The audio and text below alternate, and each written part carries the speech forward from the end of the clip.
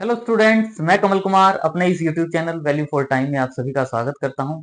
आज का हमारा जो कंपाउंड इंटरेस्ट का जो 5th लेक्चर है, इसमें आज हम 6th टाइप डिस्कस करेंगे। अब तक 5 टाइप्स के जो कंपाउंड इंटरेस्ट के क्वेश्चंस हैं उनको हम डिस्कस कर चुके हैं, जिसमें हम determination of interest rate percent, जो रेट ऑफ इंटरेस्ट होती है उसको कैसे कैलकुलेट करेंगे, उससे रिलेटेड क्वेश्चंस करेंगे। और उसके बाद मोस्ट इंपॉर्टेंट टॉपिक है हमारा आज का इक्वल इंस्टॉलमेंट, कि कंपाउंड इंटरेस्ट के क्वेश्चंस में अगर इक्वल इंस्टॉलमेंट की बात आती है तो उसका क्या मीनिंग है और उससे रिलेटेड क्या क्वेश्चंस होंगे, उन क्वेश्चंस को आज हम डिस्कस करेंगे। तो सबसे पहले आज की हमारी जो ये 6 टाइप है, determination of interest rate percent, इससे रिलेटेड क्वेश्चंस करते हैं। वेरी इजी क्वेश्चन है, देखें क्या कहा गया है। At what rate percent, rate percent find out करना चाहते हैं, विल रुपीज 1000, यानी ये प्रिंसिपल है रुपीज 1000, अमाउंट टू रुपीज, यानी ये अमाउंट हो जाएगा rupees 1500 in 12 years at compound interest. Annually semi annually नहीं किया, इसका मतलब कंपाउंड इंटरेस्ट एनुअली का क्वेश्चन है कि भाई 12 साल में 12 ईयर्स में 1000 रुपए अगर 1500 रुपए होते हैं तो उसने किस रेट परसेंट से कंपाउंड इंटरेस्ट कैलकुलेट किया है, वो फाइंड आउट करना चाहते हैं। तो सिंपल क्वेश्चन है, सिंपल फॉर्मूले में पुट करो, आंसर फाइंड आउट करो। तो प्रिंसिपल क्या है, 100 रुपीज, अमाउंट गिवन है 1500 रुपीज और टाइम गिवन है 12 ईयर्स। और रेट जो है, रेट जो होती है, सपोज कर लेते हैं आर परसेंट पर एनम है।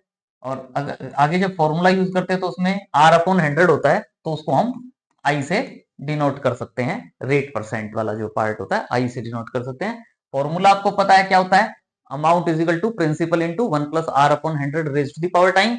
प्रिंसिपल अमाउंट कितनी है 1500 इज इक्वल टू प्रिंसिपल क्या है 1000 into 1 plus R upon 100 raise to the power time, time की वैल्यू क्या है 12। ये जो आर अपॉन 100 है, आर अपॉन 100 इसको हम क्या पुट कर दें आई, ताकि बार बार आर अपॉन 100 ना लिखना पड़े। तो आई लिख सकते हैं, तो 1500 हो जाएगा, 20 से 20 कैंसिल हो जाएगी, जो इंटू में 10 है वो डिवाइड में जाएगा, तो 15 अपॉन 10 को आप क्या लिख सकते हो 1.5।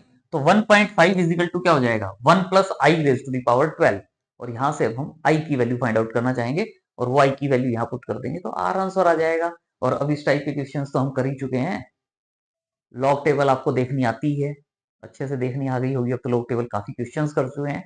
और अगर फिर भी नहीं आती तो एक बार जो लॉगरिथम का हमारा जो टॉपिक था उसका जो वीडियो है उसको आप डिटेल में देखें, ताकि लॉग टेबल्स और एंटी लॉग टेबल के क्वेश्चंस आप इजीली सॉल्व कर पाओ। लेकिन फिर भी इस क्वेश्चन में जितना लॉगरिथम यूज होगा वो आपको डिटेल में बताया जाएगा। तो देखें क्या है हमारे पास 1.5 is equal to 1 plus I raise to the power 12, क्या कहते हैं टेकिंग लॉग बोथ साइड। तो टेकिंग लॉग बोथ साइड में क्या होगा लॉग 1.5 इज इक्वल टू क्या हो जाता है मेरे पास, यानी log of 1.5 is equal to log of 1 plus I raise to the power 12। और आपको फॉर्मूला पता है कि log of m raise to the power n अगर हो, जो पावर है वो पावर आउटसाइड आ जाती है, मतलब n log m आप इसको लिख सकते हो। तो ये जो पावर 12 है ये 12 आउटसाइड आ जाएगी, मतलब log 1.5 is equal to 12 log 1 plus i. तो अब यहां से आप 12 तो है ही, log 1.5 की वैल्यू आप टेबल में देख सकते हो। तो पहले हम log टेबल से log ऑफ 1.5 की वैल्यू देखते हैं। और जनरली हमें पता है कि जब लॉग टेबल देखते हैं तो डेसिमल पॉइंट भूल जाते हैं कहाँ है, डेसिमल को भूल जाओ तो क्या लग रहा है 15, और उसके आगे मैं 4 डिजिट में कन्वर्ट करने के लिए पॉइंट तो दिया ही हुआ था, 20 लगा दो। तब तो कुछ खास बात नहीं है। लॉग टेबल देखते हुए क्या करते हैं 15 की वैल्यू एक देखेंगे और जीरो वाली लाइन में 15 यहां से देखेंगे, 10 से 2 डिजिट नंबर से स्टार्ट होता है। लॉग टेबल देखते हुए पहले 2 डिजिट लेते हैं, 2 डिजिट्स। लॉग टेबल के 2 पेजेस होते हैं, पहली जो कॉलम होती है उसमें 10 से 2 डिजिट स्टार्ट होती है, 10 से 49 तक। नेक्स्ट पेज पे 50 से 99 तक होता है। 2 डिजिट यहां से देखते हो, थर्ड डिजिट के लिए 0 1 टू 9 में से देखते हो, और फोर्थ डिजिट के लिए 1 टू 9 में से देखते हैं, जिसको हम मीन डिफरेंस वाला कॉलम कहते हैं। तो 15 यहां है 15 और 0, 15 के लिए यहां जाते हो और 0 के लिए यहां जाते हो, 0 वाला ये 15 वाला ये कहां कट कर रहा है 1761 पर, 15 और 0 वाला 1761 पर। और लॉग टेबल देखते हुए आपको क्या कहा जाता है, जैसे ही लॉग टेबल देखते हो बिना सोचे समझे यहां पॉइंट लगा दो, ये आता है हमारा मेंटिसा। लेकिन इससे पहले कुछ और लिखना होता है जिसको हम करेक्टरिस्टिक्स कहते हैं। और इसके लिए क्या कहा जाता है कि जिसका आप लॉग देख रहे थे उसमें पॉइंट से पहले देखो कितने डिजिट हैं, अब पॉइंट देखेंगे। लॉग टेबल देखते हुए पॉइंट को इग्नोर कर देते हैं, डेसिमल पॉइंट को, लेकिन अब देखेंगे पॉइंट से पहले कितनी डिजिट है, और पॉइंट से पहले कितनी डिजिट है, 1 डिजिट है, 1 डिजिट है, तो 1 माइनस 1 0 होगा, यानी ये वैल्यू क्या आ जाती है 0.1761, यानी log ऑफ 1.5 की वैल्यू क्या हो जाएगी 0.1761 is equal to 12 into log of 1 plus i. I की वैल्यू फाइंड आउट करनी है तो इसको 12 से डिवाइड कर देते हैं, तो log of 1 plus I is equal to क्या हो जाएगा 0.1761 अपॉन 12। 12 से तो बच्चा बच्चा इसको डिवाइड कर ही सकता है, डिवाइड करोगे तो क्या आ जाएगा 0.0147, लेकिन ये क्या है लॉग के साथ है, और लॉग को हटाना चाहे यहां से तो हम क्या यूज कर देते हैं taking anti log both side, क्योंकि एंटी लॉग बोथ साइड लेते हैं तो लॉग से एंटी लॉग कैंसिल हो जाएगा, ये क्या रह जाएगा 1 plus I is equal to क्या आ जाएगा एंटी लॉग ऑफ 0.0147। अब हम 0.0147 का एंटी लॉग देखेंगे, 0.0147 और इसका हम एंटीलॉग देखेंगे। और एंटीलॉग देखने के लिए जो एंटीलॉग वाली टेबल में देखना है, एंटीलॉग वाली टेबल स्टार्ट होती है 0.00, 0.01, 0.02 से, लेते वही 4 डिजिट्स वाला पार्ट है, लेकिन यहां पे जो 0.00, 0.01 जो दिया हुआ है इससे भी क्लियर हो जाता है कि एंटीलॉग में हम यहां से आगे वाला पार्ट देखते हैं, आगे वाला पार्ट देखते हैं डेसिमल के बाद वाला। लॉग टेबल देखते हुए डेसिमल से पहले और बाद वाला दोनों पॉइंट को मिक्स कर देते हैं, लेकिन एंटीलॉग देखते हुए हम पॉइंट के डेसिमल के बाद देखते हैं, पॉइंट के बाद क्या है 0147, तो 0.01 ये हो गया और 4 वाला ये हो गया, 4 वाला ये हो गया, 01 वाला ये हो गया, कहां कट कर रहा है 1033, 1033, मतलब 4 वाली लाइन और 0.01 वाली लाइन कहां कट कर रही है, वो पॉइंट क्या हो जाता है ये वैल्यू आ जाती है। लेकिन साथ में 4 के बाद 7 भी है, फोर्थ डिजिट 7 के लिए हम ये मीन डिफरेंस से देखते हैं, ये मीन डिफरेंस वाला और 0.01 वाला कहां कट कर रहा है 2 पर, तो इसमें हम 2 ऐड कर देते हैं, यानी 1035, तो ये वैल्यू क्या आ जाएगी 1035। ध्यान दें जब लॉग टेबल देखते हैं तो हम कहते थे लॉग टेबल देखते ही सीधा पॉइंट लगा दो, लेकिन अब हम एंटी लॉग देख रहे हैं तो अभी हम पॉइंट नहीं लगाएंगे, हम ये देखेंगे कि पॉइंट कहां लगाएंगे। तो उसके लिए हम क्या करते हैं कि जो ये पॉइंट से पहले क्या है, डिजिट नहीं नंबर क्या है, अगर यहां मेरे पास 2 पॉइंट होता, अगर मेरे पास 2.0147 होता तो मैं क्या कहता नंबर क्या है 2, 2 में 1 ऐड करता 3 और 1 2 3 डिजिट के बाद यहां पॉइंट लगा देता। अगर यहां होता 2 तो 2 प्लस 1 3 डिजिट्स के बाद पॉइंट लगा देता, लेकिन यहां मेरे पास 2 नहीं है, यहां मेरे पास 0 है, तो 0 में मैं 1 ऐड करूंगा तो क्या हो जाएगा 1, यानी 1 डिजिट के बाद, 1 डिजिट के बाद मतलब ये आ जाएगा 1.035, यानी एंटीलॉग ऑफ 0.0147 अगर फाइंड आउट करते हैं तो वो क्या होगा 1.035, और ये वैल्यू पुट कर देंगे 1.035। ये किसकी वैल्यू है 1 प्लस आई की, लेकिन हमें तो आई निकालना है ना, तो 1 माइनस कर देंगे, तो आई इज इक्वल टू क्या हो जाएगा 1.035 माइनस 1, यानी 0.035, लेकिन ये जो आई है वो किसके इक्वल था आर अपॉन 100, हमें तो R rate percent find out करनी है, तो आई क्या था R upon 100 is equal to 0.035, और यहां से आप देख रहे हो आर इज इक्वल टू क्या हो जाएगा 0.035 इंटू 100, और 0.035 को अगर 100 से मल्टीप्लाई करेंगे तो क्या हो जाएगा 3.5, तो आर जो है वो 3.5 होगा, यानी रेट परसेंट जो है वो क्या आ जाएगी 3.5% per annum, rate of interest is 3.5% per annum, वो हमारा इस क्वेश्चन का रिक्वायर्ड आंसर हो जाएगा। यहां कोई जरूरी नहीं था कि हम परसेंटेज लगाएं, हम बाद में लास्ट में rate of interest is 3.5% per annum, ये हमारा इस क्वेश्चन का रिक्वायर्ड आंसर हो जाएगा जो फाइंड आउट करना चाहते थे। बिल्कुल इजी क्वेश्चन है, कंपाउंड इंटरेस्ट का जो टॉपिक है उसको आप कंप्लीट टॉपिक को एक बार अगर कर लेते हैं तो दोबारा देखने की जरूरत नहीं होगी। और कमेंट बॉक्स में भी मेंशन करें कि आपको आज का लेक्चर कैसा लग रहा है, और अगर वीडियो अच्छा लग रहा है तो इसको आपने लाइक करना है, और अगर चैनल सब्सक्राइब नहीं किया तो प्लीज सबसे पहले चैनल को सब्सक्राइब करें और अपने फ्रेंड सर्कल में भी इस वीडियो को शेयर करें और उन्हें भी मोटिवेट करें कि वो भी चैनल को सब्सक्राइब करें। तो आगे देखें नेक्स्ट क्वेश्चन में क्या है हमारे पास,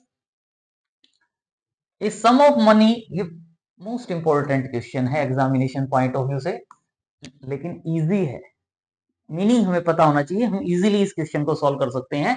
ए sum of money invested, a sum of money invested at compound interest amounts to rupees, यानी ये अमाउंट हो जाती है amounts to rupees in 1 year, मतलब प्रिंसिपल कितना है मुझे नहीं पता, प्रिंसिपल कितना है, लेकिन 1 साल के बाद प्रिंसिपल 100 रुपए हो, 500 रुपए हो, 1000 रुपए हो, वो प्रिंसिपल जो है वो कितना बन जाता है, 2200 रुपए। कितने साल में, 1 साल में, 1 ईयर में। और कितना, 2662, 2662 ये बन जाता है इन 3 ईयर्स। मतलब ये 1 ईयर की अमाउंट है, ये 3 ईयर में अमाउंट हो जाती है, तो वो प्रिंसिपल कितना होगा और रेट परसेंट क्या होगी, दोनों फाइंड आउट करना है। Find the principal and rate interest.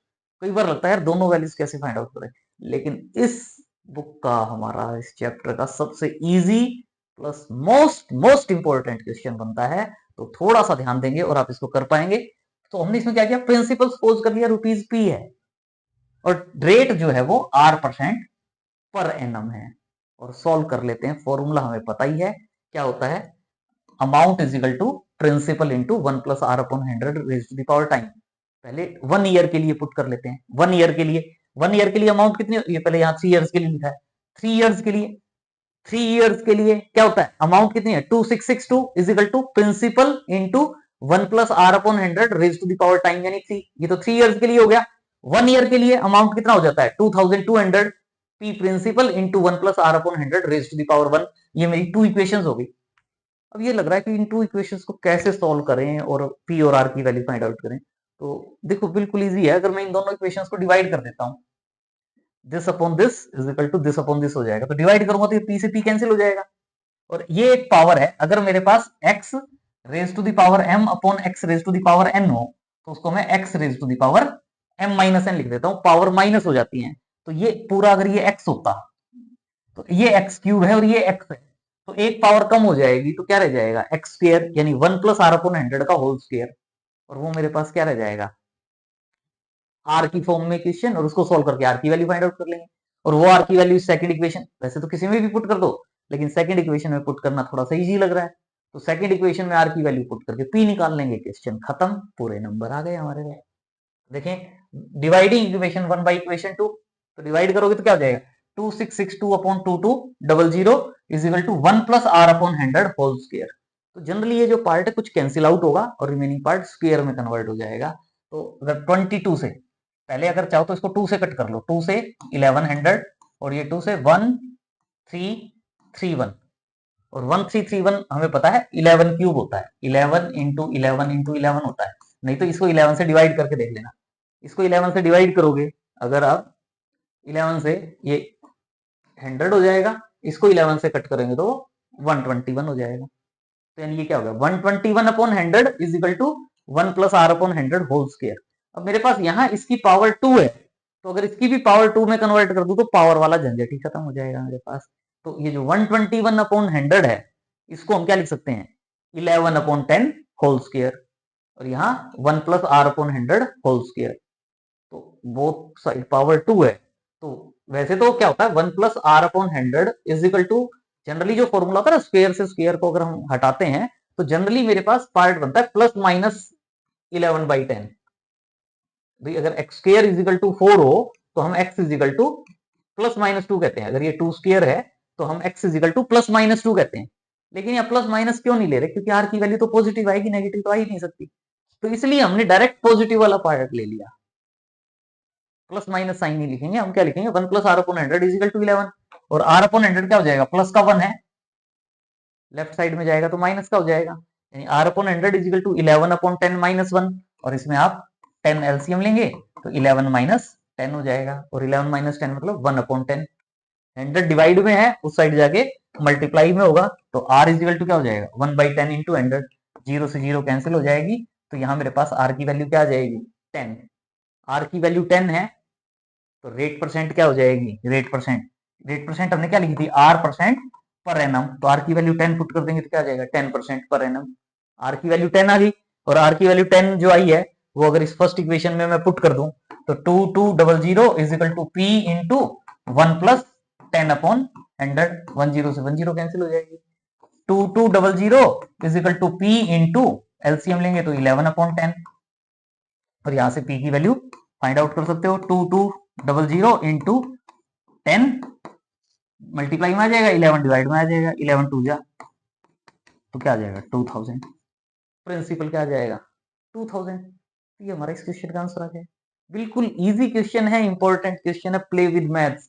जितने ज्यादा क्वेश्चन करोगे उतना फायदे में रहोगे और क्वेश्चन सॉल्व करते जाओगे मजा आएगा। और मैथ्स ऐसा सब्जेक्ट है कि बन जाता थकता भी नहीं है, कितने ही क्वेश्चन करता रहे कोई प्रॉब्लम नहीं है। तो ये मैंने बता ही दिया। यहाँ प्रिंसिपल भी फाइंड आउट कर सकते हो, 2000 रुपीज आ जाएगा। रेट 10% पर एनम और प्रिंसिपल कितना होगा 2000 रुपीज, जो हम सोल्व करना चाहते थे। नेक्स्ट है हमारे पास आज का हमारा most important topic, equal installments compound interest के केस में। अगर हमारे पास इक्वल इंस्टॉलमेंट का क्वेश्चन आता है, मतलब अगर आज हमने बैंक से या किसी से 10,000 रुपए उधार लिए और 3 साल के बाद या 4 साल के बाद या 10 साल के बाद पे करते हैं, तो हर साल अगर हम पे करना चाहते हैं कि भाई एक तो मैंने आज 10,000 रुपए लिए, आज मैंने 10,000 रुपए लिए, 3 साल के बाद वो रेट और टाइम जो भी गिवन होगा उसके अकॉर्डिंग मान लो 15,000 रुपए हो जाते हैं। तो आज मैंने 10,000 रुपए लिए हैं, तो आफ्टर 3 इयर्स अगर मैं 15,000 रुपए पे करता हूं तो मुझे एक साथ 15,000 रुपए देने में जोर आएगा। तो मैं क्या कहता हूं कि भैया हर साल दे देता हूं, पहले साल दे देता हूं, दूसरे साल दे देता हूं, तीसरे साल दे देता हूं। तो क्या दूंगा मैं, पहले साल कितना दूंगा, दूसरे साल कितना दूंगा, तीसरे साल कितना दूंगा, बताओ। सीधा सा हिसाब लग रहा है ना। 15,000 रुपए लिए हैं, 15,000 रुपए लिए हैं, 3 बार में देने हैं। 15,000 रुपए लिए हैं, 3 बार में देने हैं, तो कितने कितने दे दूं, 5,000 पहले साल दे दूं, फिर 5,000 दूसरे साल दे दूं और फिर 5,000 तीसरे साल दे दूं। कम कम देने पड़ेंगे, ठीक है। क्या ठीक है ये काम भैया? 10,000, ये हजार नहीं 10,000, 10,000 रुपए लिए थे मैंने, 10,000 रुपए लिए थे और वो मैं 15,000 रुपए देने हैं। या तो पहले दिए 10,000, 3 साल के बाद 15,000 रुपए दे दूं, या मैं हर साल इंस्टॉलमेंट ये कह देता हूं, एक साल के बाद दे दूंगा, फिर दूसरे साल के बाद दे दूंगा, फिर तीसरे साल के बाद दे दूंगा। तो तीनों साल अगर मैं 5-5 हजार रुपए दे देता हूं तो क्या मैं ठीक कर रहा हूं? सोचें, वीडियो को पॉज करें और सोचें क्या ये ठीक है? भाई 15,000 देने थे, 15,000 दे दिए, काम खत्म। लेकिन ये गलत हो जाएगा। हमें 5,000 रुपए पर ईयर नहीं देने होंगे। ये नहीं कि भाई 10,000 लिए और पहली बार ये कह दूंगी 5,000 काट लेता हूं, आगे फिर 5-5 हजार दे दियो। लेकिन जब इंस्टॉलमेंट दी जाती है तो वो आज 10,000 ले रहे हैं तो एक साल के एंड के बाद दी जाएगी, फिर दूसरे साल के एंड के बाद दी जाएगी, फिर तीसरे साल के एंड के बाद दी जाएगी। लेकिन ये नहीं है कि तीनों साल का इंटरेस्ट 15 मिला के 15,000 अमाउंट बनता है तो 5-5 हजार की इंस्टॉलमेंट बन जाएगी। वो जो इंस्टॉलमेंट बनती है वो कम की बनती है, मे बी एग्जैक्ट नहीं है, मैं कैलकुलेट तो क्वेश्चन में कैलकुलेट करेंगे। हो सकता है, हो सकता है कि मुझे 4600, 4600 और 4600 देने पड़े। क्यों? क्योंकि ये जो 15,000 बन रहा है वो 10,000 का 3 साल से मैं दे रहा हूं, तो 5,000 और इंटरेस्ट बन रहा है, टोटल 15,000 देना पड़ रहा है। लेकिन अगर मान लो मैंने पहले साल के अंत में at the end of first year अगर मैंने 4600 रुपए दे दिए, तो जो ये रुपए मैंने दे दिए इस पे तो मुझे ब्याज नहीं देना पड़ेगा ना, ये तो कम हो गए। इस साल भी मैंने 10,000 वाले पे इंटरेस्ट दिया, प्लस इंटरेस्ट था, अगले पे भी दिया, आगे भी दिया, जो 10,000 था उस पर भी दिया, और जो ब्याज मेरा बढ़ता जा रहा है हर साल उस पर भी मैं दे रहा हूं कंपाउंड इंटरेस्ट। लेकिन अगर मैं पहले ही कुछ पैसा पे कर देता हूं तो इसका मतलब उस पैसे पे भी मैं आगे, अगर 15,000 ही देने की बात कर रहा हूं तो इसका मतलब उस पैसे पे भी मैं इंटरेस्ट दे रहा हूं जो पैसा मैंने पे कर दिया। अरे जब मैं किसी से उधार ले रहा हूं तो मुझे इंटरेस्ट देना पड़ रहा है, तो अगर मैं पहले पे कर देता हूं तो इंटरेस्ट तो कम देना पड़ेगा। तो वो जो क्वेश्चन बनता है वो इंस्टॉलमेंट के केस में, ये नहीं कि 3 साल का इंटरेस्ट निकालो और 3 से भाग कर दो। 10 साल बाद देना है तो 10 साल का लास्ट तक का, भैया हमें तो आ गया कंपाउंड इंटरेस्ट और अमाउंट फाइंड आउट करना, तो सीधा सा 10 साल का निकाल लो कितना अमाउंट देना पड़ेगा और उसको 10 से भाग कर दो, हर साल की इंस्टॉलमेंट होगी। तो वैसा नहीं होगा, तो उस क्वेश्चन के लिए थोड़ा सा अलग फॉर्मूला बनेगा ताकि हमें हर साल के एंड में जो इंस्टॉलमेंट हम पे कर रहे हैं वो हमें थोड़ी सी कम पे करनी पड़े। तो वो देखें, जैसे इसके लिए जो पार्ट बनता है वो क्या बनता है, इक्वल इंस्टॉलमेंट का जो क्वेश्चन है, most important very easy question, बस फॉर्मूला हमें पता हो ताकि हम इंस्टॉलमेंट की वैल्यू फाइंड आउट कर पाए। तो to calculate the amount of each installment, each installment की अगर हमें अमाउंट कैलकुलेट करनी कि कितने रुपए की मैं इंस्टॉलमेंट दूं, से are to be paid for repayment of loan in N period. N years में अगर मैं पे कर रहा हूँ, एन पीरियड में, पहले साल मैंने आर रुपए दे दिए, दूसरे साल भी आर दे दिए, तीसरे साल भी आर दे दिए, और एनएथ ईयर का जो एंड था उसमें भी मैंने आर रुपीज दे दिए, और रेट जो लग रही है मेरी वो क्या लग रही है, R% पर पीरियड। तो मुझे फॉर्मूला यूज करना है अमाउंट के लिए। ये पीरियड वगैरह पर एनम इसलिए नहीं दे, पीरियड वगैरह मतलब कई बार इंस्टॉलमेंट हाफ ईयरली है तो उसके अकॉर्डिंग वो चेंज हो जाएगा, इसलिए R% पर पीरियड और एन पीरियड की हम बात कर रहे हैं, एन ईयर्स की नहीं, एन पीरियड भाई एन टाइम्स कितना दे रहे हैं, तो वो उसके अकॉर्डिंग ही फॉर्मूला हो जाता है लोन अमाउंट के लिए, यानी जो प्रिंसिपल होता है, जो स्टार्टिंग में लोन लिया गया था, जो स्टार्टिंग में लोन लिया गया था इज इक्वल टू आर, जो इंस्टॉलमेंट दे रहे हैं, upon 1 plus R upon 100 raise to the power 1 plus R upon 1 plus R upon 100 raise to the power 2 plus R upon 1 plus R, small R है rate और capital R है installment, raise to the power 3 and so on R upon 1 plus R upon 100 raise to the power n। अगर n की value 5 होगी तो यहाँ power 5 तक आ जाएगा, power 1, power 2, power 3, power 4, power 5, और अगर 3 होगी तो, अगर 3 इंस्टॉलमेंट होगी तो यहां तक का पार्ट हो जाएगा। वैल्यूज कैपिटल आर की निकालनी है, पी गिवन है, स्मॉल आर की वैल्यू दी हुई है, पुट कर देंगे आंसर आ जाएगा। ये नहीं कि अमाउंट पहले जो हमने कंपाउंड इंटरेस्ट के फॉर्मूले से 3 साल की अमाउंट फाइंड आउट करके 3 से डिवाइड करते हैं, ज्यादा पैसा देना पड़ जाएगा, नुकसान हो जाएगा, तो ये फॉर्मूला सीख लेना, क्योंकि कभी हमें लोन लेना पड़ता है तो इंस्टॉलमेंट हमने कितनी देनी है, किस हिसाब से देनी है वो पता चल जाता है। तो क्या होगा, आर कॉमन ले लिया सब में से, कैपिटल आर कॉमन है तो इस वे में भी लिख सकते हैं, principal is equal to R into, मतलब न्यूमरेटर में जो आर था वो कॉमन ले लिया, 1 upon 1 plus R upon 100 plus 1 upon 1 plus R upon 100 whole square plus 1 upon 1 plus R upon 100 whole cube and so on plus 1 upon 1 plus R upon 100 raise to the power n। तो ये हमारा formula हो जाता है जिसको हम use करके instalment से related questions find out solve करेंगे। अगर इंस्टॉलमेंट की वैल्यू गिवन होगी तो प्रिंसिपल फाइंड आउट करने के लिए कह देगा, प्रिंसिपल की वैल्यू गिवन होगी तो इंस्टॉलमेंट फाइंड आउट करने के लिए कह देगा, और अगर प्रिंसिपल और इंस्टॉलमेंट की वैल्यू दे देता है तो rate of interest find out करने की बात कह देगा।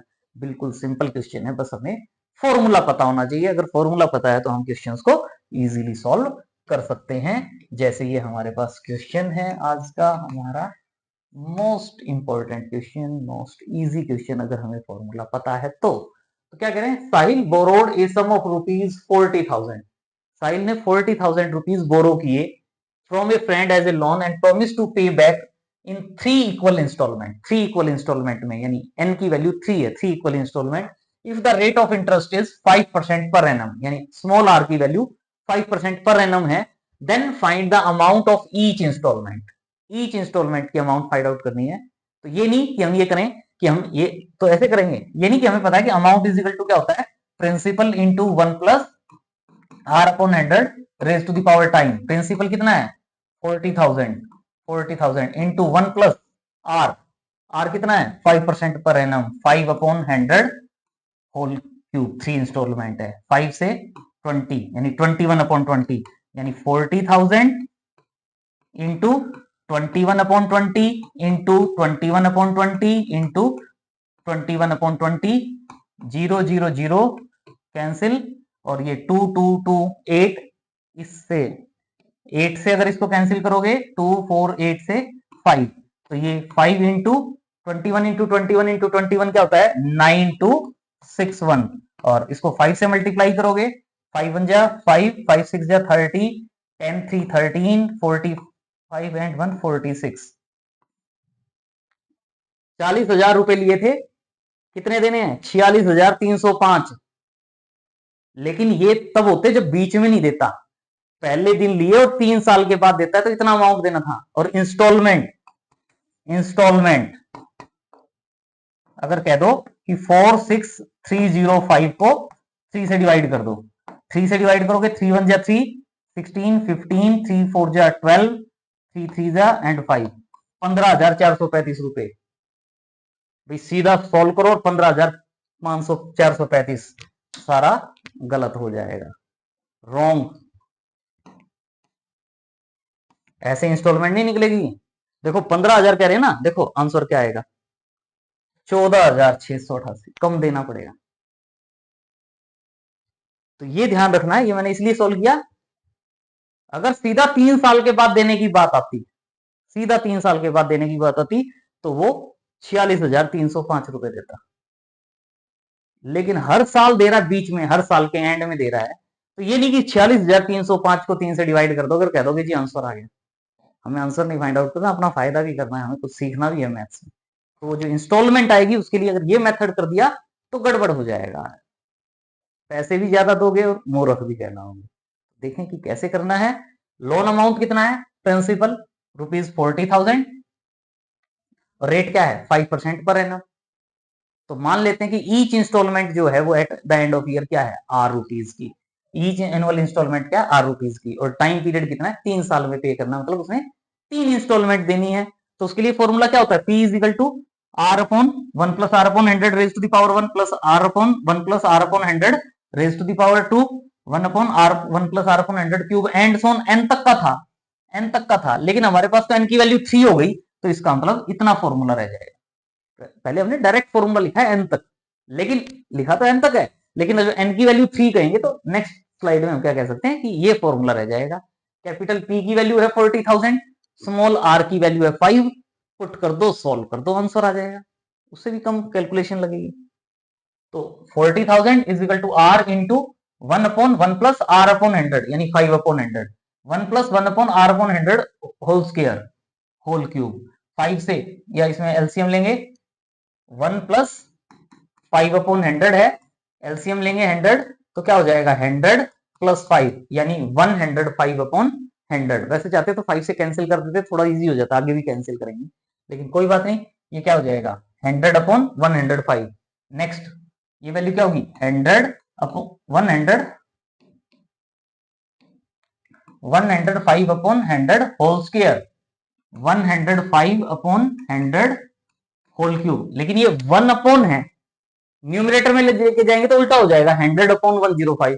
तो ये क्या हो जाएगा 100 अपॉन 105, ये 100 अपॉन 105 होल स्क्वायर, ये 100 अपॉन 105 होल क्यूब, और 5 से कैंसिल करोगे तो 20 अपॉन 21, 20 अपॉन 21, 20 अपॉन 21। तो ये 20 upon 21 square, 20 into 20 400, 21 into 21 441, 20 cube 8000, 21 cube 9261। और अब आप इसमें इसका एलसीएम लेंगे, 21441 और 9261 का एलसीएम लेंगे तो इनका एलसीएम क्या आता है 9261। ये वाला पार्ट तो एज इट इज चल रहा है, तो इसमें जब एलसीएम लेंगे तो ये एलसीएम क्या आएगा 9261।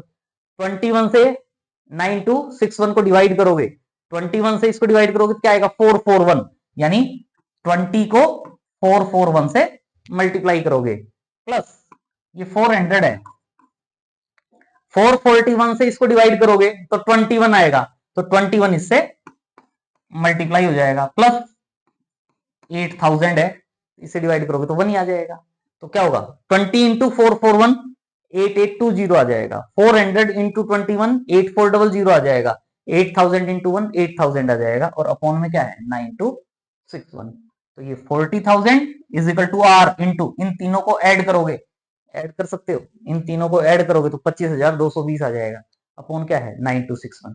और हमें क्या फाइंड आउट करना है आर, ये डिवाइड में है तो मल्टीप्लाई में चला जाएगा, मल्टीप्लाई में जो है 25,220 वो डिवाइड में चला जाएगा, तो इसका मतलब R is equal to 40,000 into 9261 upon 25,220, cancel करो डिवाइड करो, अप्रोक्सीमेट 14,688 रुपीज आ जाएगी। मतलब ईच इंस्टॉलमेंट जो होगी, मतलब अगर 2024 में 2025 चल रहा है, चलो 2025 में अगर आज उसने 40,000 रुपीज लिए हैं 40,000, तो 2026 में वो कितने देगा 14,688, फिर उसके बाद 2027 में कितने देगा 14,688, और फिर उसके बाद 2028 में कितने देगा 14,688। तो ये ईच इंस्टॉलमेंट जो है वो पे करेगा। तो ईच इंस्टॉलमेंट की वैल्यू हम फाइंड आउट करना चाहते थे, तो हमारे पास रिक्वायर्ड आंसर आ जाएगा जो हम फाइंड आउट करना चाहते थे। तो ये इंस्टॉलमेंट से रिलेटेड बड़ा प्यारा क्वेश्चन है, वेरी इंपॉर्टेंट क्वेश्चन है, और